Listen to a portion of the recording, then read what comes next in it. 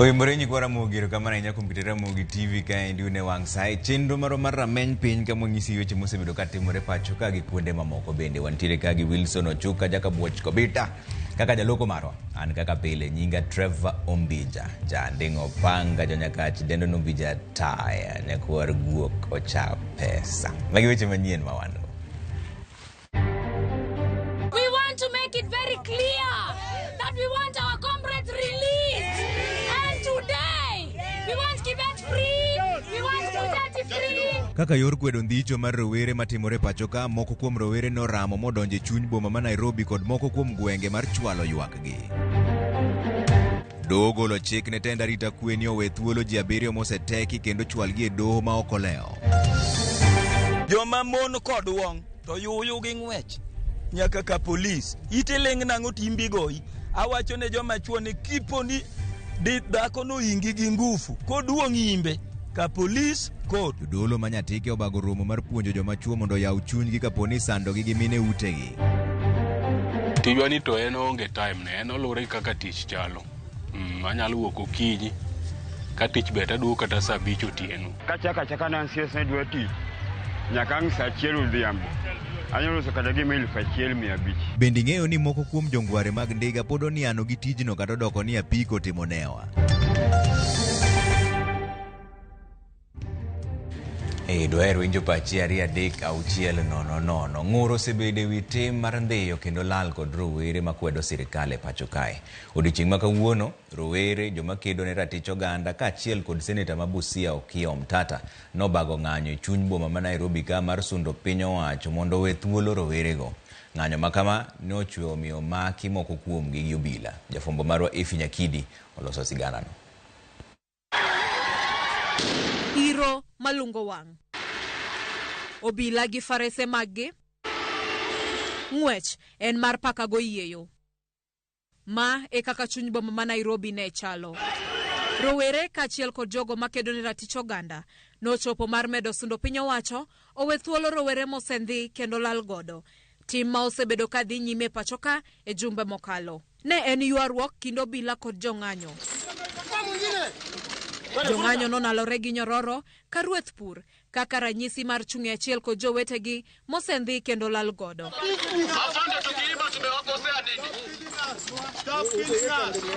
Kata odoko ni sirikal badelach, obila mane omi chik mondo pudh oko kendo keyo jong'anyogo nokobedo kod tich mayot kendo puk nobedo mapek ne otenga ka idado nyororo kuomgi. Ka giloso, jong'anyo go chiwo pachgi ka gikwedo teko mang'eny ma obila otiyo godo kuomgi mar ni ng'anyo margi ne en mar kwe kendo dwachgi ne en achiel. Yudo duoko ewi rowere mosendhi kendo chal margi okong'ere nyaka sani. Moting'o Bill Mwangi, Peter Muteti, Gideon Kibet mong'ere ahinya kaka Kibet Bull kod Bernard Kavuli e kind mamoko. We want to make it very clear that we want our comrades released.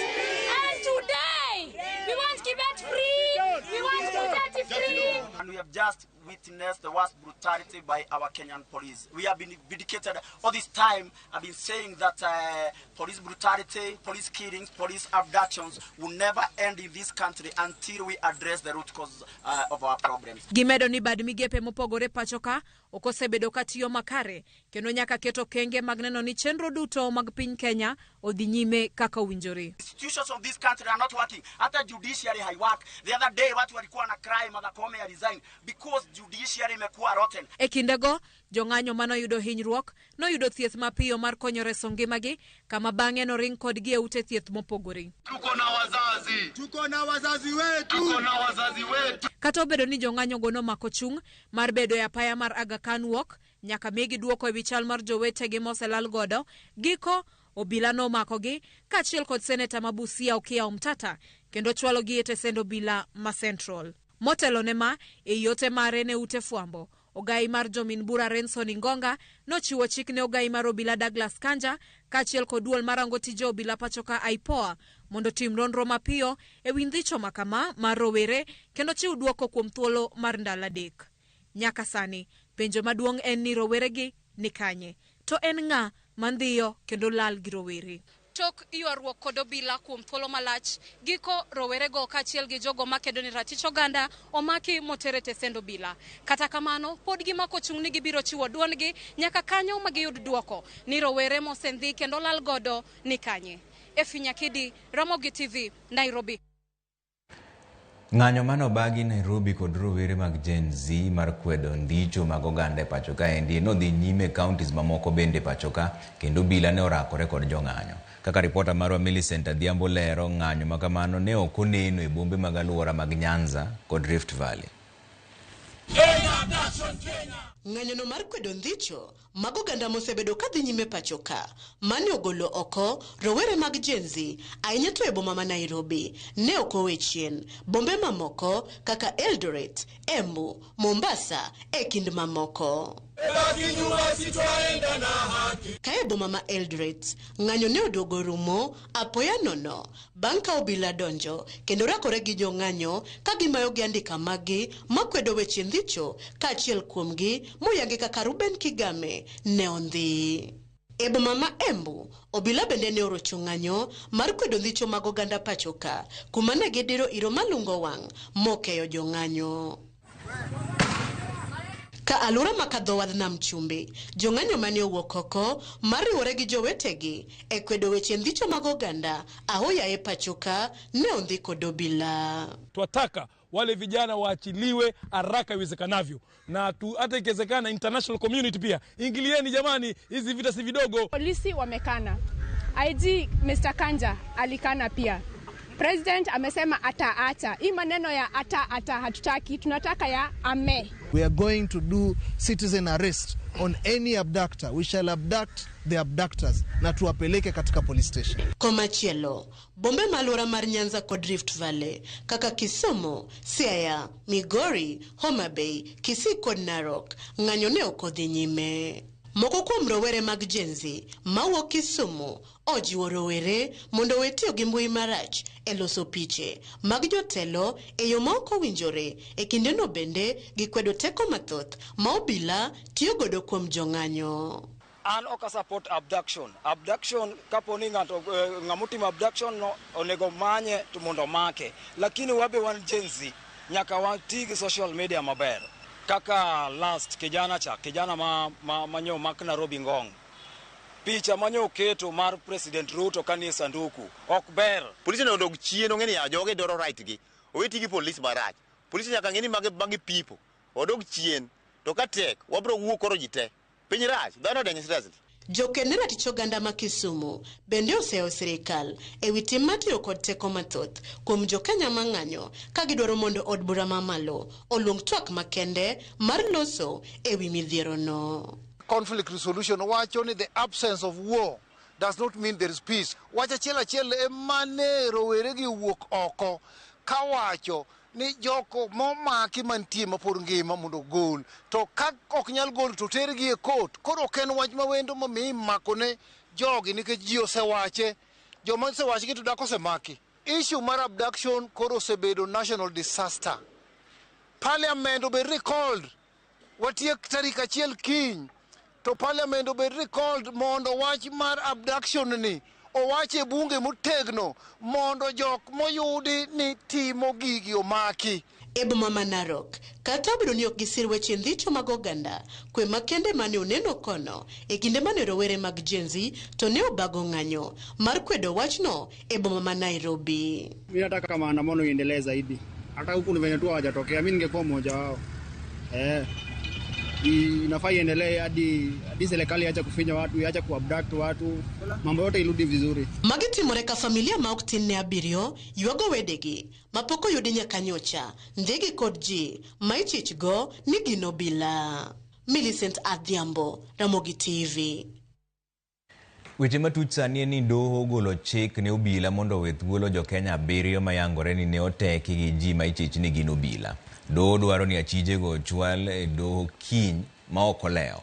Ma endin bang' bura mano chwal e doho no gi riwruogu kinde mar LSK kod bura mano chwal gi seneta ma Busia Okiya Omtata. To bang'e kaka jafwambo marwa Hilda Obuya bro lero nu bang'e ni ogai machon mar doho David Maraga bende onyiso sirikal ni ka oganda donjo higa manyien to nyaka giti matek mar loko ngima mar jo Kenya. To kapok wamiyo report no, Ogai mar Wiper bende men Kalonzo Musyoka bende dwaro ni oganda jo Kenya mayande ondhi e yo mapoko yangi owe thuolo mapiyo. Kalonzo seyo sirikal mar Kenya Kwanza ma owacho ni dhi nyime gi telo mar agoko e pacho kaendi. Ne oloso kotene kod jotelo buora kama oting'o jagoro maduong' mar Jubilee Jeremiah Kioni ma ohum kaka jatend piny Kenya William Ruto osebedo ka tayo piny Kenya ka. We demand that all 82 youth who have been abducted in the last 3 months be released and returned to their families immediately. We also demand that all 29 missing youth whose whereabouts are unaccounted for be accounted for forthwith. We also call on our international partners to note these serious crimes against humanity being perpetuated by Kenya Kwanza regime and to add their voice of condemnation. We support fully any demonstration or protest that are being carried out anywhere in this country calling for the release of those young people who've been abducted. Again, I also want to say that it is not an opportunity for any of us to use that opportunity to build our political careers. No. The young people of this country, those Gen Z, are stakeholders in anything we undertake as Kenyans, including siasa ya Kenya hii and the call for good governance. Giko nene oyudi jalup ruoth Mamalunga West Sub-Location manigeme County Masiaya Christine Aweno mayangore ni nyocho teki gi ji ma okung'e chieng' tich abich juma mokalo. Jalup ruoth no oyudi gi jopiny e bungu moro manie gweng' ma Masara, Suna West e County ma Migori ka pache olal kendo ne oring kode nyaka hospital moro mar thieth. Obila matesendo obila ma Masara ema nyotere nyaka e kar thiedhno. Ma endio yangi gi jalup ruoth ma Suna Lowa miluongo ni Paul Yogo. Molero ni oseyudo report kowuok kuom Christine ni nyocho teke gi ji moko ariyo ma nyocho rwako lep obila. Olero ni achijego nyocho odhi kode nyaka e gwenge mag Keroka e kaunti ma Nyamira kaeto bang'e gitere nyaka Masara ka otwe wang'e. E report manochiw owacho ni achijego nyocho omake kar saa mar 4 mar okinyi ka odhi goyo chapa ote ma nyocho wuok e romo mane obagi apis jalup commissioner magem.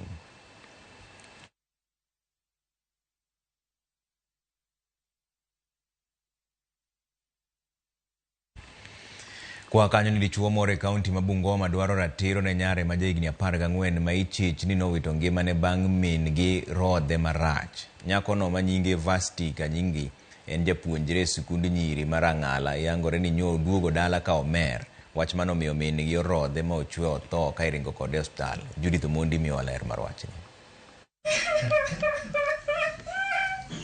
En kuyo kod lit e dalani mayudore kar dak Malimara, Teso South, kuyo ma okel kod tho mar rawera manyako ma jahiga 14 mane owito ngimane e kinde manitere kar thieth bang'e yudo chwat koa kuom min mare wirani ne oduogo dala ka omer.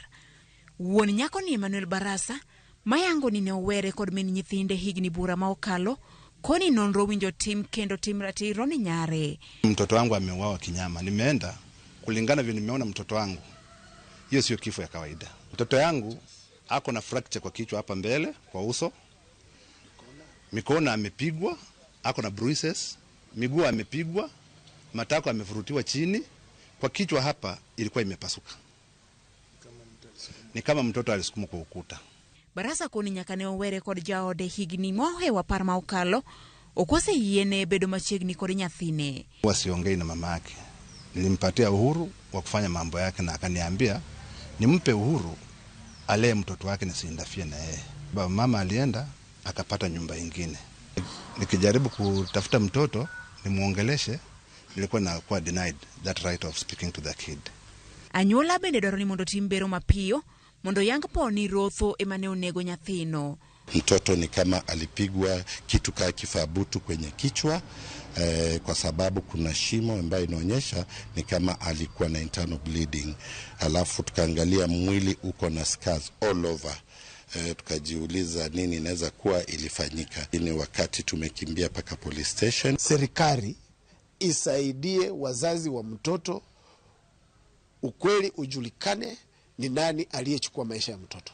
Osepidi matisendo bila madungosi Francis Gashoki koni gise cha kotimo nonro min nyathino osemaki kata kamano weye thuolo kod rambun ka irito duoko mar bero. The mother is a nurse. She assaulted her daughter. The letter came later to me at night on 26 December this year.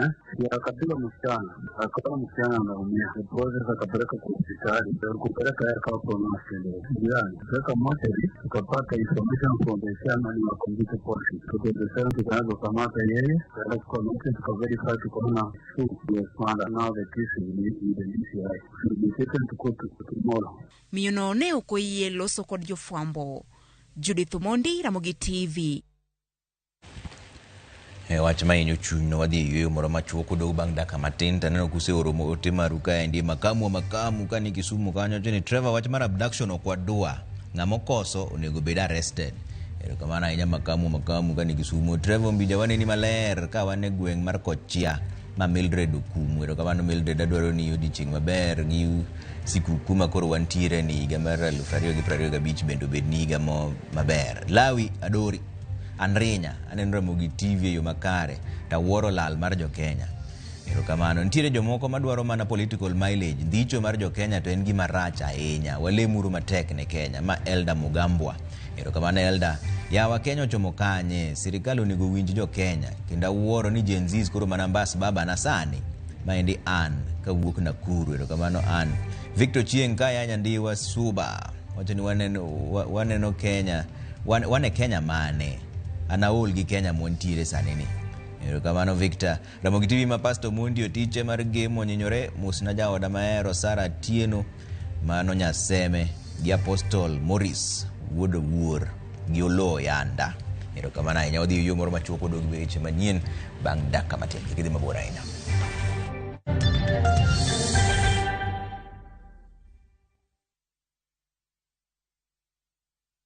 Looking for thrills? Experience the excitement of gaming with Pata Pata. Play, win, repeat. Cheza games kali kama Vieta, Linko na Mines kwa platform yetu mpya. Sign up now and get up to 200% Karibu bonus on your first deposit to kickstart your winning streak. Feel the adrenaline as you play and win on Kenya's most exciting platform. Ni rahisi. Register, play, and experience the thrill of every win. Visit patapata.com now and play, win, repeat. Not for persons under the age of 18. Authorized and regulated by BCLB 447.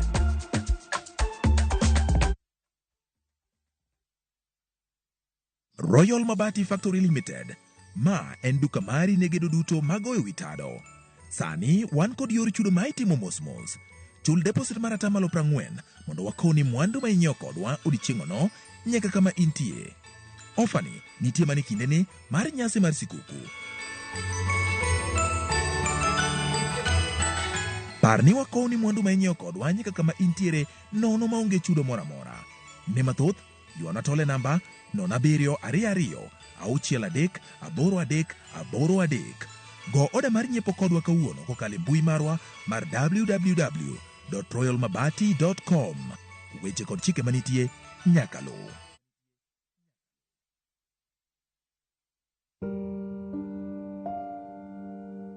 Huyu ni mume wangu John Dennis. Yeye na mimi tulihusika katika ajali ya barabarani. Ninachokumbuka ni kusikia breki na mgongano.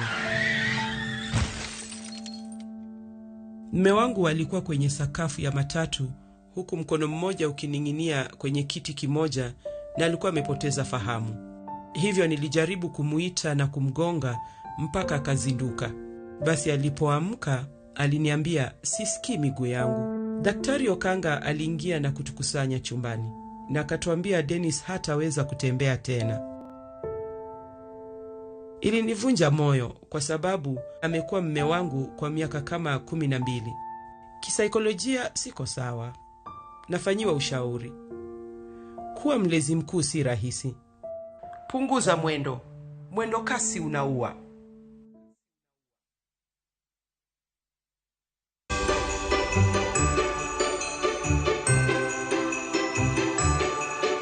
Nyasaye osebedo nwa maber e higa ni duto. Kendo Nyasaye osebedo mong'won. Waseneno hera mare kod ber mare kinde duto te. Emomiyo kata kwadonjo e higa manyien, wamedo kwayo Nyasaye mondo omed ritowa, omed gwedhowa, omed bedo jakorwa. Nyasaye mondo omed timoni maber e higa manyien mabende wadonje mar 2025. Gweth mar Nyasaye mondo olre kuomi kinde duto te. An kaka Roda Nyar Kokitmo akwayo ni hai maber e higa manyien mabende wadonje.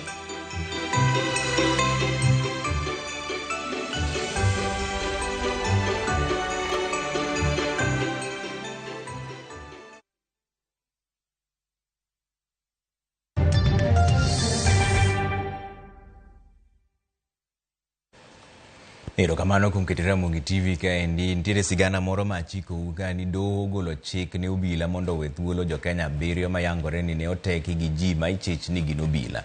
Doho dwaro ni achijego mondo chwale doho kiny ma ok olewo.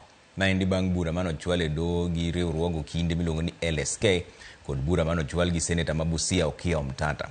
Kaka jafwambo marwa Hilda Obuya koro leronwa, ogai machon mar doho David Maraga bende onyiso sirikal ni ka oganda odonjo higa manyien to nyaka giti matek mar loko ngima mar jo-Kenya. E bura mochwale doho mamalo ma Nairobi, seneta ma Busia Okiya Omtata dwaro ni doho gol chik no ogai mar obila kod bad migawo mar okwach kich kaachiel gi apizas mang'weyo maling'ling NIS mondo ne ni ochwale doho ji 7 duto moseteki gi kweth ma ichich godo ni obila. It will be interesting if they have got fights on abducted people and they don't know that those people they don't know who abducted the people. That will be an interesting development. But there's a lot of cosmetic things going on. What's important, let them prosecute these people or release them. Omtata oseo sirikal mowacho ni tiyo gi tok moruodho e rocho ratich oganda jo-Kenya. Omtata bendo osundo gai mar obila Douglas Kanja, ogai mar okwach kich Mohamed Amin kod jatend NIS Nudin Haji mondo mi ogwe tao kaluwore gi mano ma owacho ni giserem kawo ting' ma chik omiyogi. But before I get to the DPP, my focus is on the president and his 2 acolytes, the Inspector General of Police and the Director of Criminal Investigations. And the 3rd one is the Director of the National Intelligence Service, who must be telling who are the people disappearing Kenyans. We have no doubts they are down to doing it. We have no doubts that they are the security forces doing it, so we are not questioning that we don't know where these people are. We know they are being held by the security forces in an ungazetted detention centers, which is even worse than what happened in the past, because in the past, people could be arrested and detained in government facilities, and they would be known to be in detention. This thing of arresting people and disappearing them, we will not accept it. Eseche gogogo bende mane en ogai mar doho e kinde mokalo David Maraga onyiso chuny lit ne jo-Kenya mowacho ni osekale midhiero mathoth e higa mar 2024. Bura maket kod ma bende ochwale gi riwruok mar okinde LSK e doho ka gidwaro mondo mi doho ka okang' mar keto badho ne apizas mag arita kwe mondo kik dhi nyime gi ndhiyo jo-Kenya e tok chik. Kaluwore gi bura makama, jang'ad bura Bahati Mwamuye ogolo chik ne bede migepe mag sirikal marango arita kwe kod chike mondo mi oneni owe thuolo ji 7 manodhi ma oting'o Peter Muteti, Bernard Kavuli, Billy Mwangi, Gideon Kibet, Ronnie Kiplagat kod Steve Kavigo. To immediately produce the bodies of Gideon Kibet, Ronnie Kiblangat, Steve Kavingo Mbisi, Billy Mwangi, Peter Muteti, Bernard Kasavuli, Kelvin Mudhoni at Kibra High Court on a day to be given by the High Court. Kendo koro gidwaro mondo mi ochwal gi e doho tarik 31 dweni ma ok olewo. Bende jochiw arita omi chik ni kik maki kendo kik teki jo-Kenya go kapod doho dhi nyime gi nonro e wi burano. E ote mare mar loro iga, Maraga wacho ni iga ni osebedo matek ne oganda jo-Kenya kendo tim mar teko kendo nego rowere matimore ataro mar chik bende oseduoko piny geno mar jopiny e telo ma pacho ka. Owacho ni ng'anyo mane obagi kod kweth rowere mag Gen Z ne en mondo mi Kenya obed kod telo makare ahinya to e sekta mar somo kod thieth. E ote mare ne sirikal e higa manyien mar 2025, Maraga dwaro ni ji duto manigi ting' otine jopiny gi lek mar bero ngimagi. Hildo Buya, Ramogi TV. Riwruok mar jodolo e gwenge mag Nyatike ochako chenro mar kedo ne ratiro mag joma chuo mamoko kuomgi ywak ni sandogi gi joma mine ma gidak godo. Magi ne oyangore kinde romo mar joma chuo motisi kaka Men's Conference mane obagi kod jodolo e gwenge mag Nyatike. Jojuma miwa ler mar wachni. Kuom kinde malach maino osebed ka ikete kedo kod midhiechego kaka lwenje mag kit chwech majuko joma mine kaachiel kod nyiri e pacho kae kod piny mangima. En okang' ma osebed ka isiro kod ogendni duto ma oting'o joma chuo. E seche ma joma chuo osebedo ka siro kengego ma kendo trogo mag joma mine kaachiel kod nyiri, komachielo gin bende gisebedo ka ging'ur ni gin bende gikalo midhieche mathoth ma oting'o lwenjego mag kit chwech to onge ng'ama osewuok oko mar konyogi. Mon moko be kaka chuo kama ma mimi ka dichuo ywak to dichuo wiye kuot. Chuo be wacho ni kigoyi kanyo wuogo kiwuo dhako no biro negi. Ywak ma joma chuogi giko to koro chope kom riwruok mar jodolo gwego mag Nyatike kendo jodolo osewuok oko mar kedo ne ratiro margi. Joma mon kod wong to yuyu gi ng'wech nyaka ka polis ite leng nang'o timbi goyi. Awacho ne joma chuo ni kiponi dhako no ingi gi ngufu koduong' imbe ka polis kot. Wayudo ni chuo nitiere ma mon goyo to gin ka mon gogi to giling nikech gin gi wich kuot. Romo mane okelo joma chuo malo 200 ne obag gwego mag Kalir e sab kondo ma Nyatike kama joma chuo ne yudo thuolo mar poro weche ma otende kod midhieche mag kale ma oting'o gocho mag yudo ka wuok kuom joma mine ma gidak gi udi. An puonjora ka fwenyo ni kare ng'ama dichuo bende nigi rights mage moningo bende no yudo bende kaka ng'ama dichuo. Samo tame mondo kiko wuo mondo wach pek ma entiere go kata kiko ywage emomiyo inwang'o ka joma chuo thoro dere kabisa. Bishop Elvas Abayo mar kanisno mar Living Fountain Ministry wachne gi yango ni joma mine osebiro ka koro sando joma chuo to thoth joma chuo koro ling' thi nikech wich kuot. Kawuono gibiro gichokore mondo gimbe ging'e ni gimbe gin gi ratiro kendo gimbe gin gi ywak ni mon ketho ratichgi. Tuono joma chuo ratiro margi mag keny gin moko midhieche ma joma chuo koro kale e ute magidakie. Gin ka dichuo chwanye to tamo dichuo e ratiche. Gin wang'o tamo dichuo e ratiche ma kae to dichuo fwenyo go ni nocha kaka lo juma chiel to koni ni ne chwanya emomiya tami. Gino hinyo dichuo moloya pat. Mano sando dichuo malich. Lipot mar Kenya Demographic Health Survey mar higa mag 2015 ne oyango ni kwan chuo mathoth kale lwenjego mag kit chwech ma oting'o mago ma igoyo ka moko bende rocho ratiro margi e yorego mag terruok. Lipot ni yango ni atamalo 27 mag chuo ma osekalo lwenjego mag kit chwech ema osebedo ka go lipot kama romo atamalo 46 to ling' thi. E kinde romono joma chuo bende oyudo puonj e yore mag dak makare kaachiel kod tim ma gintiere godo kaka joma chuo. Nitie gik ma ng'ama dichuo nyaka kaw kaka ng'ama dichuo responsibility mage kaka ng'ama dichuo e yore mag puonjo kata nyithindo. Nitie joma chuo moko mosebedo ka gin kata sama ji ni e dala to nyaka puonjo nyithindo giweyo ne joma mine. Ting' ma joma chuo nitiere godo e kedo kod mako yie mondo e kind rawere lwenjego mag kit chwech kod moko majuko joma mine kaachiel kod nyiri bende ne omi pek e kinde romono. To wanwang'o ni kara chuo ema kos gigi zaidi emomiyo wakelo joma chuo mondo mi ging'e. George Juma, Ramogi TV, Migori. Okay, koro gavana ma kaunti ma Homa Bay Gladys Wanga kwayo jatend piny William Ruto kod jawadgi ma Uganda Yoweri Museveni mondo many kaka itieko rochruok arita e nam malolwe. Kanolose dho wath mang'eri mayudore kar chung'o od bura ma Suba, Wanga owacho ni arita ne jolupo en yo achiel mar bero lupo e nam lolwe. Fredrick Omondi miwa ler mar wachni.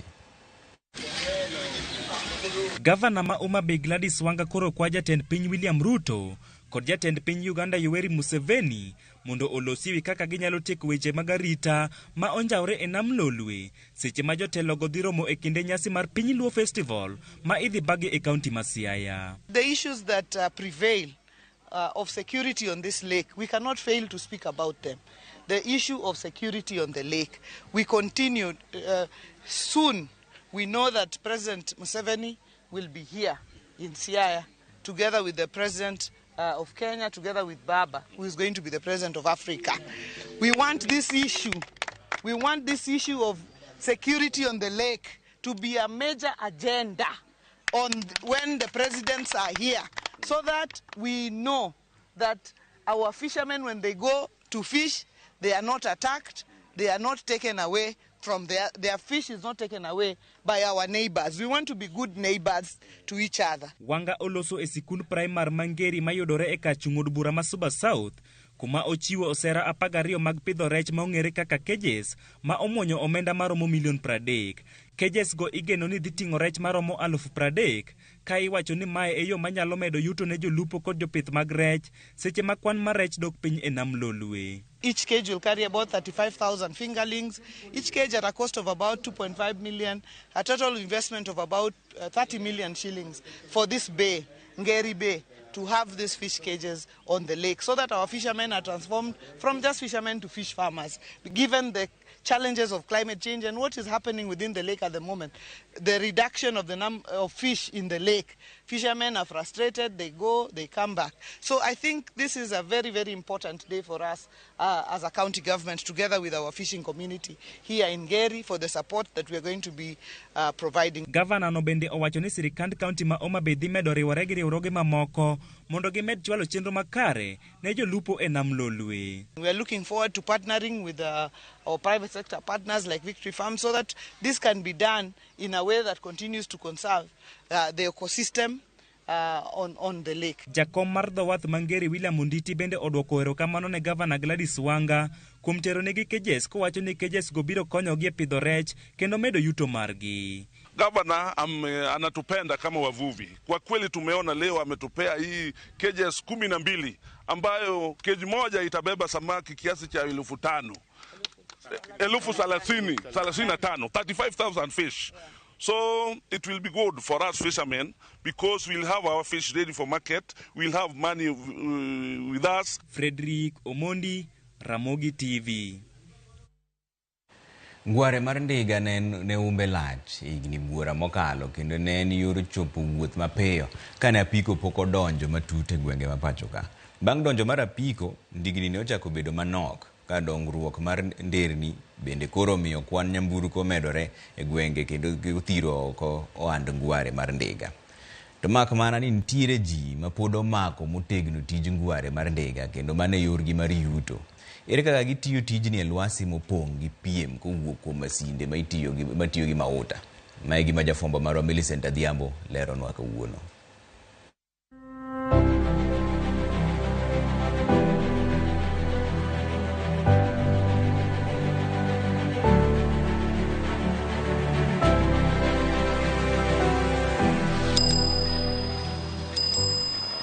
E chuny boma ma Kisumu, yawuot Luo ariyo ma gin joriemb ndik ngware kaachiel kod jowetegi mamoko e sekta mar bodaboda gwenyore gi ji, apiko kod nyamburko e konde duto mar bomano, ka moro ni kod lek mare.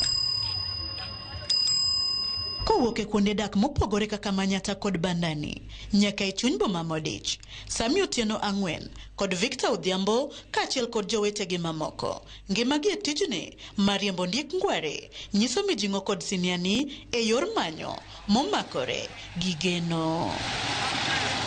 Sami Otieno Ang'wen mong'ere kaka Jakogalo, jegni 35 kendo wuon nyithindo 3, oketo genone kuom tij riembo ndik ngware mochungoga e akek yo ma Patels. Motelo ne donjo e tijni, Sami mawuok Gem e kaunti ma Siaya ne en jagoranda ka chiedh nade kod pek mar ngima bang' temo tije mathoth nomiyo oyudore riembo ngware mar ndiga e boma ma Kisumu. Na dala to abiro town kana an fundi bao. Nan fundi bao. Koro kana donjo e dala mar Kisumu ka ido ka tij bao tek. Omiyo no chopo kuma koro achako riembo tijwa mar boda bodan. Achake je higa mar 2012. Sani pod ariembe. Asetemo piko tamore. Asetemo loan gi tamore. Omiyo nadonjo e business mar ndigan. Masani be ane jakom mar jondege Kisumu County ka. Areiga 2012, Samiyango nyondamo mane okawno noloko ngimane nyaka chiel kawuono. Kata obedo ni yuto mare ne obedo matin e chakruok, noduogo doko jariemb ndik ngware mong'ere Kisumu, ka gie sani en jakom riwruok joriemb ndik ngware mae 1000 e bomano. Tijwa ni to en onge time ne, en olure kaka tich chalo. Anyalo wuok okinyi ka tich beta duo kata saa 5 otieno. Koro lure gi kaka odichieng' odhi. Mostly awuoga 6 taduogo saa 3. Monday to Friday to bedo ga maber, but weekends to bedo ga matek. Wuodh Sami kaka jariemb ndik ngware ok osebedo mayot, ka oparo kinde mane oromo gi jawuoth ma onjwaria. Challenges to ng'eni sama ichako gimoto nyaka yudi challenge. Nikech sama iriembe ne jony matek, kibiro ot be jogi be nika, samoro be ka sani ka koro koth chweni otek, koth ochwe chakre okinyi nyaka odhiambo.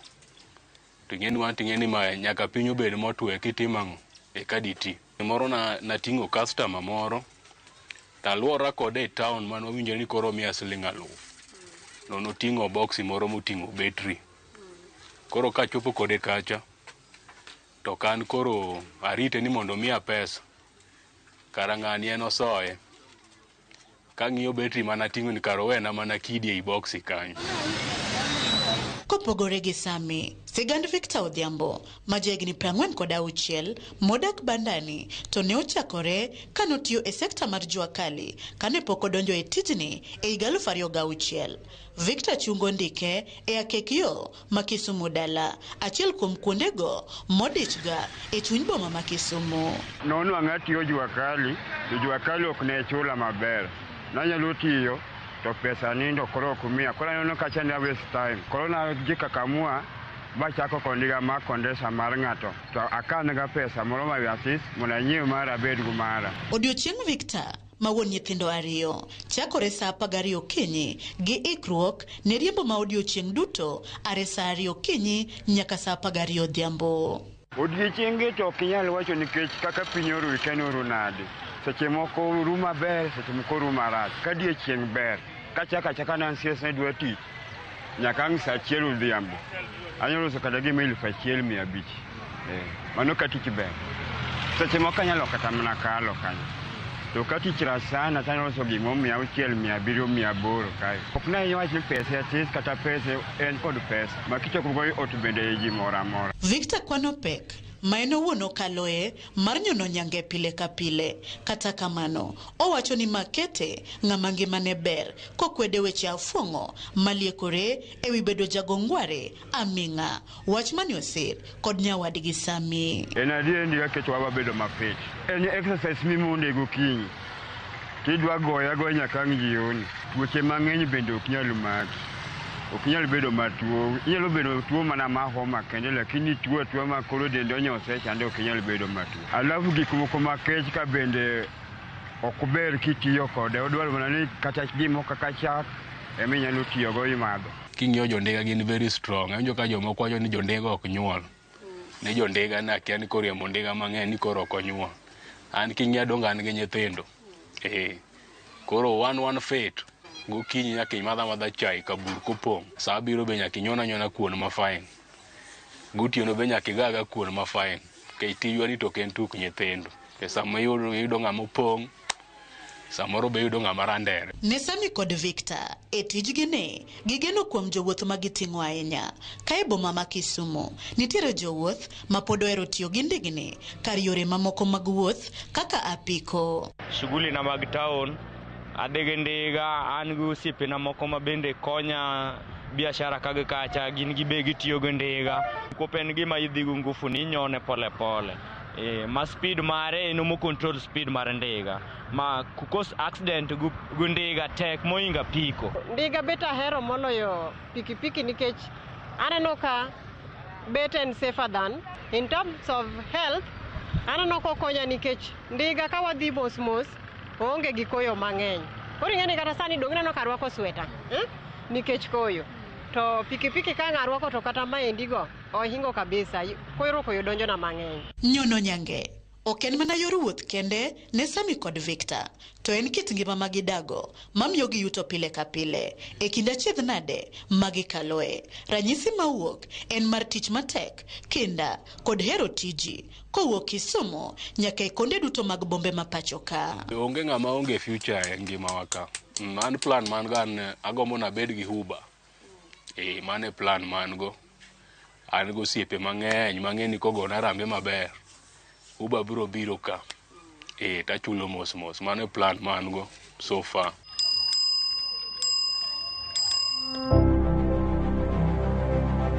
Ng'eni jogi be oginyal idhi tidum misutu.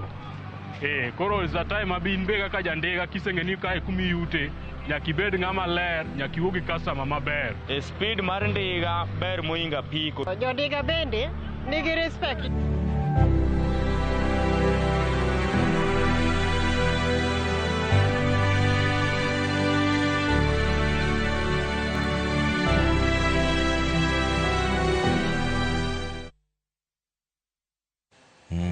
Tich en tich ma Nyasaye omino emikawo giero kamano.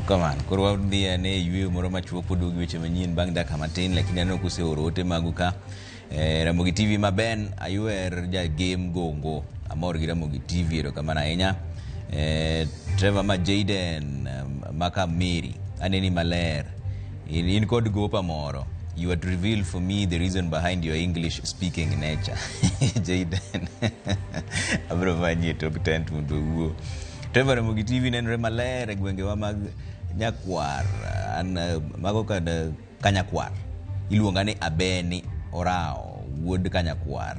Kenda neni gi jaoda Sheila Nyarabandu gi family na te. Akwayo ni ayo maber mariga mar 2025. Kendo Nyasaye hotel ni kidhi laro Abeni erokamano ahinya, neno gimi wacho no kanya some yamo ka endie. Erokamano wambo dwaro ni ayo maber mariga mar 2025 kendo awe mikwayo na no duoko erokamano jaduong'. Ramogi TV Trevor ma Paul Onyango Kandra Lingo Asembo anenu maler kendo akwayo ni Ramogi TV awe maber kuom chwalonwa weche manyien gi kuku mare. Erokamano ahinya. Ano tayo wuod Nyatike Ruto we wuondo ji gi abduction. Wadhi adhi mbele gi ng'anyo. Okay, erokamano. Koro waduogo bang' dakika matin kidhi mabor ahinya.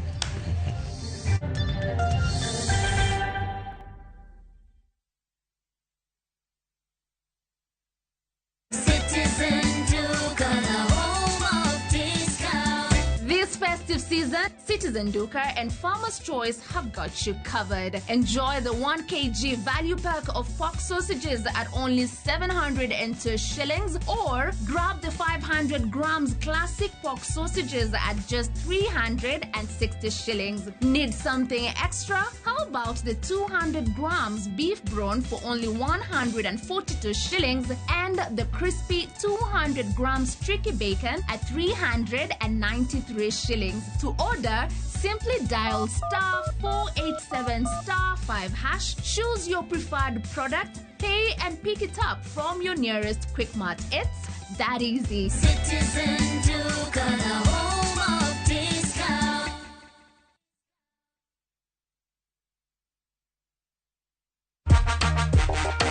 This December 31st. Join us for a celebration and new beginnings with us From Inoro TV, Ramogi TV, and Citizen TV. Get ready as we bid farewell to the year gone by. Join us for an uplifting musical celebration with Kwa majina naitwa Edith Wairimo. Mimi ni Salila Njero. My name is Fredo Mondi. Size 8 Reborn. This is Sanino Bless, a gospel artist from Asylum. Na manze niko hapa kuwa invite for the Vuka Mwaka Party. On 31st. Kutoka saa 4. We welcome all of you to come and join us. Karibuni nyote. Vuka Mwaka Party. Live on Citizen TV, Inoro TV, Ramogi TV, Viusasa, and Citizen Digital platforms. Toga kuendithiria mwaka mweru mwega wa kirathimo. Hawi maber mar higa manyien. Happy New Year. Happy New Year to you, to you.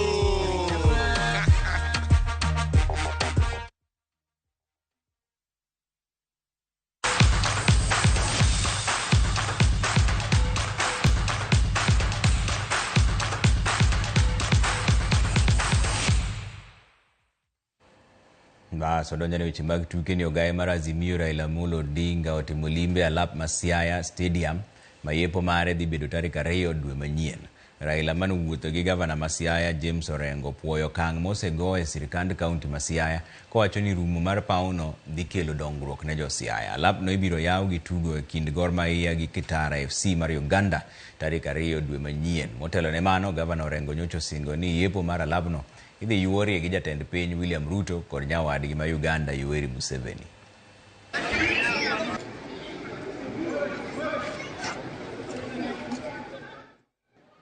Kwa ni tim mar Alego Football Club onuo lwetgi higa ni okombe mar paka mielo futa bang' loyo Ugenya FC gol 1-0 e tugo manogo KMTC Ground Siaya. E nus final mar tukego ma isiro gi okil Willis Otieno, Alego FC noloyo Game FC gonde 8-7 kokalo e opich achoma. Ugenya komachielo noloyo Usonga FC 5-4 kokalo e opich achoma bende bang' wuok amodhi 0-0. Kanoloso bang' tugo mogik, okil Willis Otieno puoyo timbego duto manoyuore tugego kosingo mar medo siro tugego eko. Nochiwo mich mag omenda aching' okombe kaachiel go piche kod uniform mag tugo ne timbego eko. Chiwo zawadi ne ji te mowuok bodhi e pap. Namba 1 kata yudo mang'eny, ng'ama ok oyudo bedo namba 1 be yudo mana mare maber ma kila ng'ato wuok ka kong'eyo ni talent mare bedo rewarded. Alego an kod ogilweny ok unyal win gini 2 years in a row. An nagombo ni gini mondo dhi game kata Ugenya to chal malego kendo koro kawe kaka ne gikawe higa mokalo cha. Un bende jo Alego uikru kokutang tubro neno. Agonu erokamano kuom tuke maber.